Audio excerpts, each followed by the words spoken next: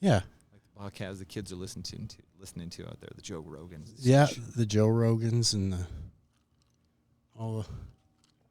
Theo Vaughn. Yeah, they like him. Yeah. Dave Landau was here a couple weeks ago. He's got a pretty popular podcast. Oh, yeah? Where's he from?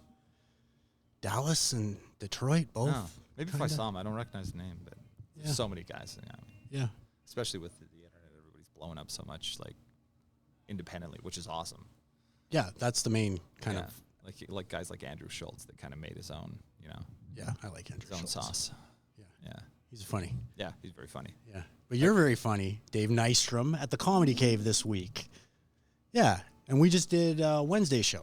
And it was... Yes. You're a killer, man. Oh, thanks. Yeah. It was fun. It was a good show. Yeah. That woman was crying. I told her when she was leaving, I'm like, you were a good laugher. Yeah. Yeah. You need a good laugher. The tissue was out. I mean, even the non-jokes, just you talking, because you get them on a roll, right? And you had her going. And so that kind of brought up my first thing, is that we were a bit skewed to female side tonight.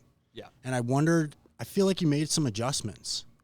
Yeah. Yeah. You have to kind of, for me anyways, when I start, I'll ask a couple of questions of the crowd. Anybody have kids, whatever, different things like that. And obviously I can see, you can look at the crowd from the back, but when you're up here looking at their faces, you get a better read of people, right? So then I kind of just adjust course a little bit. Yeah. Yeah. So then you got all the women rolling, right? And then you get all the men rolling because, and then by the end of the show, it's like, this guy's a killer. Oh, thanks. Yeah, it was fun. Yeah, so you're like a 30, we know each other a bit, right? Yeah, so I don't want to act like I've never met you before. But well, you get this, we got to talk, so. But you're a 30-year vet, right? Is that, are you from Vancouver?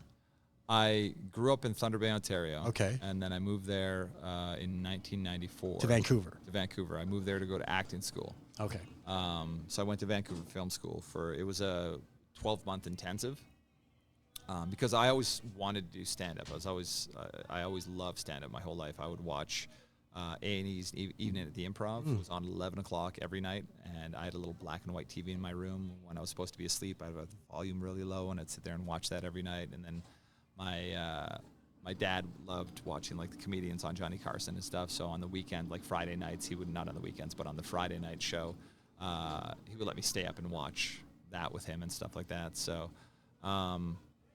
yeah, it's when I moved to Vancouver, I did comedy a couple of times in Thunder Bay. What are you, 18? At the time, no, I was 20. There was no comedy clubs in Thunder Bay at this point. Okay.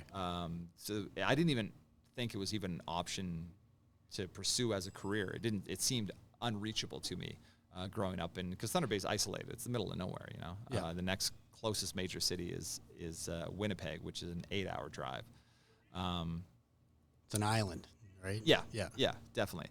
So there was a comedy show coming through town, and this guy, Kevin Kennedy, who went by Dr. Funnybone, was he ran shows there, and he was a wonderful guy. He's sadly passed a few years back from cancer, but he was a fire chief, just a great guy, really, and he really encouraged comedians.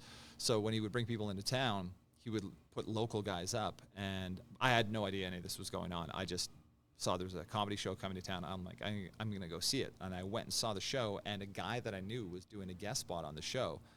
And so afterwards, I was like, how did you get on this show? And he's like, oh, I talked to, Dr. Funnybone. You want to meet him? I was like, sure. So he said, oh, this is Dave. He, really liked the show. He's interested in comedy. He's like, oh, you want to do the next one that's coming through town? And I go, okay. He goes, great. There's 4 shows, 5 minutes per show. And I'll pay you $25 a show. And so I got paid the very first time I ever did comedy. I made $100 that weekend.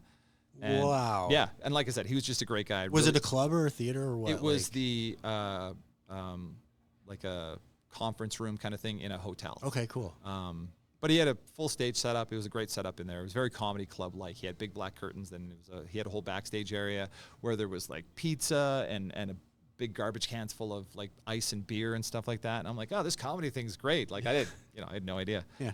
So I went up and did it the first time there. And it went, well enough. Because I've been such a fan over the years, and I was always jotting notes down. I did have 5 minutes of material, and it went well enough that over those course of those 4 shows, that really kind of put the hook in me. And I realized at that point, I was also going to university. I was taking political science because I thought I was going to finish that and then go to law school. Because I was like, I don't know, I got to have a career of some sort. And I was in my final year of that, and I was like, I don't like any of this. I didn't mind the political science aspect of it, but This is still in Ontario. This was in Thunder Bay still. Yeah. I went to Lakehead University. So I was taking political science, and I was taking these law courses as well to try and kind of get myself in the position when I was applying for law school.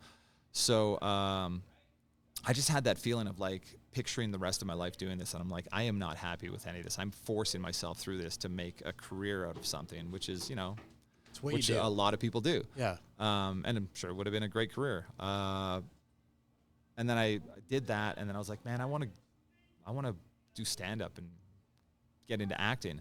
So I realized in my opinion anyways, if you want to get into something like acting, yes, you can, through stand-up, get seen and things like that, but I wanted to learn how to do it as well, because it's a skill. It's like anything. Yeah. So I went to Vancouver Film School, and I took a year-long intensive. It was 5 days a week, 8:30 a.m. to 4:30 p.m., 5 days a week.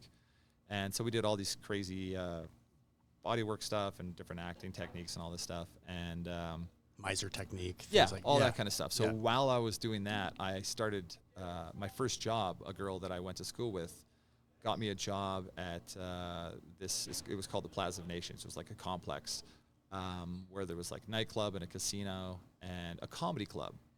And it was just kind of fortuitous that I ended up getting this job there. And I was Is that Waterfront? Yeah. Yeah. Okay. So it was I was night security at this place. And while I was there, I realized the comedy club was there. Obviously, immediately I saw it, and I started kind of getting to know the owners, and then I found out when the Pro-Am night was. So I started coming down on my off nights to do the Pro-Am, and that was kind of my leap into comedy. And then the more I got into it, the more I loved it. So yeah. Okay, so how long did you spend in Vancouver? 11 years. 11 years. Yeah. Okay. Cutting your teeth, or is it like you were like a headliner after a couple years? I want to say 5 or 6 years or something when I first did some headlining stuff. I didn't even know if I was necessarily ready to be headlining, but the opportunity came, and you're always trying to push forward, right? So yeah. Did you do it? Yeah. Did you do okay? I started headlining. Yeah. And you were ready. I did well. I did well enough to keep going. So, and then I did some acting things. Like, I had such a crazy start to my acting career because my very first audition, I finished acting school, and I got an agent. The very first audition I ever did, I booked the role, and I was like, I should have been doing this. This was easy. This is easy, right? Thinking, and it was a couple of lines on a show called Beggars and Choosers, and so I did that. And I'm like, oh, that was great. And then I auditioned for another like 9 or 10 months, bunch of auditions, wasn't booking anything, so I was getting frustrated. And then I went into audition for a movie for Fox. It was like a movie of the week for Fox TV, like a kids movie. And I went in to read for a couple of lines as a cop. So I went and did the audition, and I finished my audition. The director was this British guy, Harvey Frost, and he kind of leans back in his chair, and he's like, "How tall are you?" I was like, "I'm 6'5". And he's like, "I'm gonna have you read for a different part." And I'm like, "Okay." He goes, "They'll give it to you when you get out there. Go just wait in the lobby." So I'm sitting in the lobby. She brings me the sides, and he goes, "You're going to come back tomorrow and do this audition." I'm like, "Okay." And I'm thumbing through, and I'm like, this was like a big part. And it was the lead in the movie. And the gist of the movie, it's like a terrible Home Alone ripoff. It's not a good movie, but it's a great paycheck. And a movie's out there, right? Yeah. What's it called? Bratty Babies. Bratty Babies. Yeah. Okay, So, Bratty Babies. Yes. If you like a combination of Home Alone meets Look Who's Talking with, terrible, corny jokes, it's right for you. If you're 6 years old, kids love it, and that's who it was for. So, but it was Harry Hamlin was the main dad of the kids, and Lisa Rinna, his wife, was they weren't together in the movie. They were like two parents who didn't like each other, whose kids went to a daycare center. So, and then they became romantically involved. Okay. So me and the other guy that they had cast, Mike Roberts, who's again sadly passed away.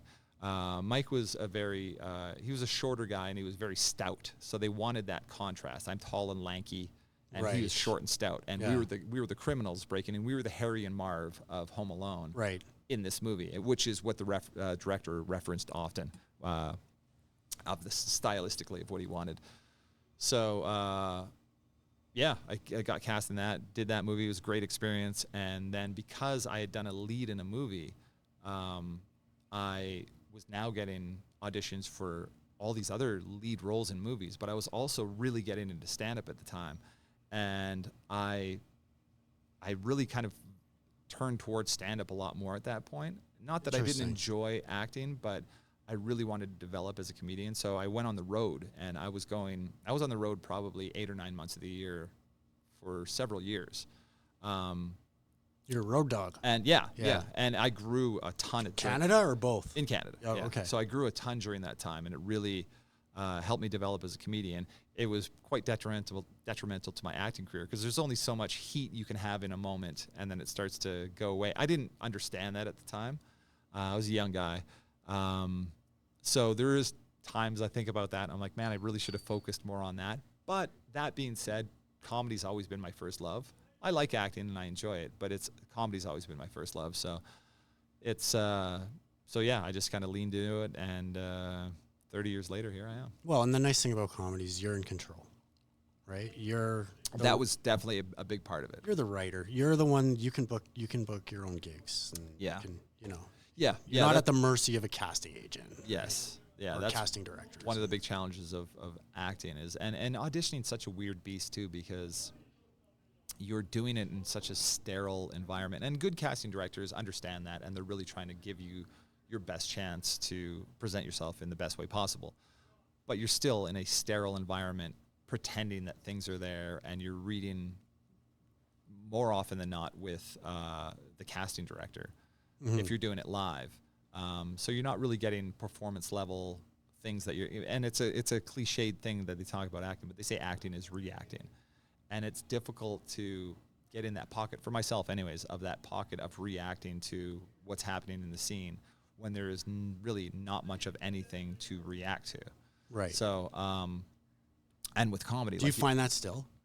It's changed a lot, especially since COVID. Now, most auditions are on tape. You'll have callbacks you'll go in for. Yeah. And that's still. Have you turned towards acting again? I did a movie in October. I know that. Yeah. So that's what I'm asking. Yeah. So I just actually, last Friday, I just filmed a part in a new series coming out. I don't even know if I can say the name because they're. Don't. Yeah. I don't think I can say the name. But I filmed the part, and it was just a small part. It's not like I'm not a recurring character. I'm just a guy that shows up at a thing. I say my few lines. I'm a piece of furniture that helps move the story along for the other characters in that moment. But you get paid. Right.